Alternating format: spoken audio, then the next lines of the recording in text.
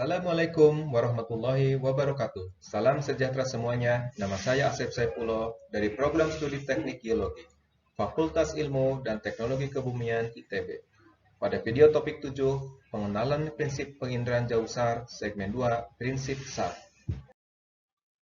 Sistem pencitraan penginderaan jauh radar menggunakan paket energi atau sinyal yang dipancarkan oleh antena pada interval waktu yang sangat singkat.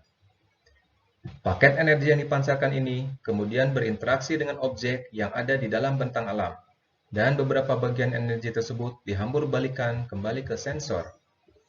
Untuk melacak paket energi yang dipancarkan dan diterima, sistem radar menggunakan laju pengulangan sinyal yang ditransmisikan. Laju pengulangan sinyal ini digunakan untuk menyediakan waktu bagi hamburan balik dari jarak pandang terjauh bisa kembali ke antena, sebelum pulsa yang dikirimkan berikutnya terjadi.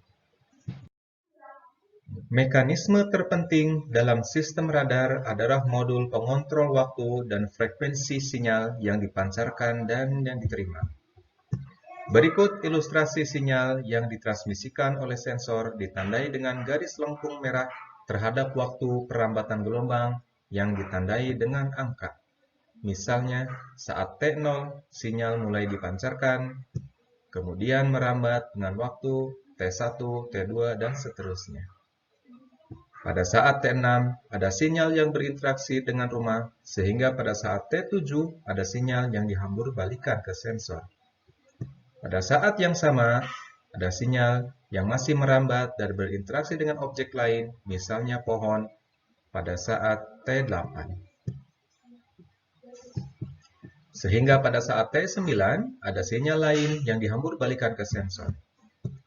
Dua sinyal yang dihambur-balikan oleh objek, rumah, dan pohon sampai di sensor pada saat T13 dan 17, kemudian proses penyimpanan dilakukan secara komputerisasi untuk waktu tiba dan kekuatan sinyal tersebut.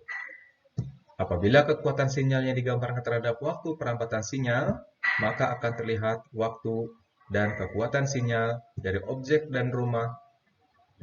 rumah dan pohon akan berbeda satu sama lain.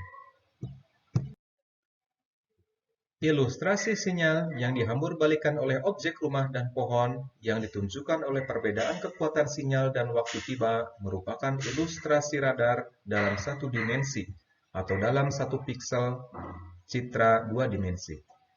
Karena citra tersusun atas ratusan sampai ribuan piksel, maka hanya informasi kekuatan sinyal yang bisa divisualisasikan langsung dalam bentuk nilai kecerahan citra.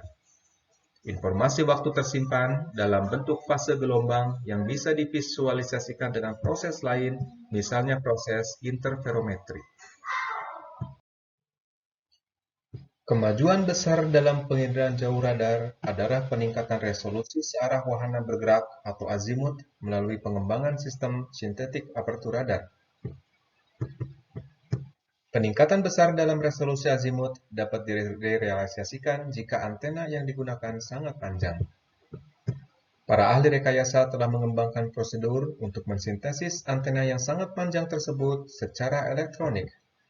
Perbedaan utama sistem SAR adalah lebih banyak sinyal yang bisa dikirim ke objek.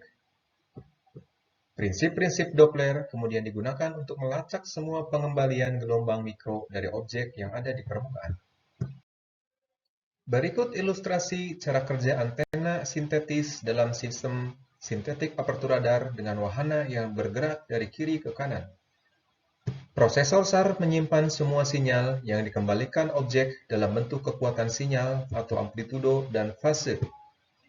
Untuk periode waktu T dari posisi PRT1 ke PRT4, seiring perubahan arah pandang di sepanjang lintasan wahana radar, antena sintetis dihasilkan oleh pemrosesan sinyal dari PRT1 ke PRT4 tersebut.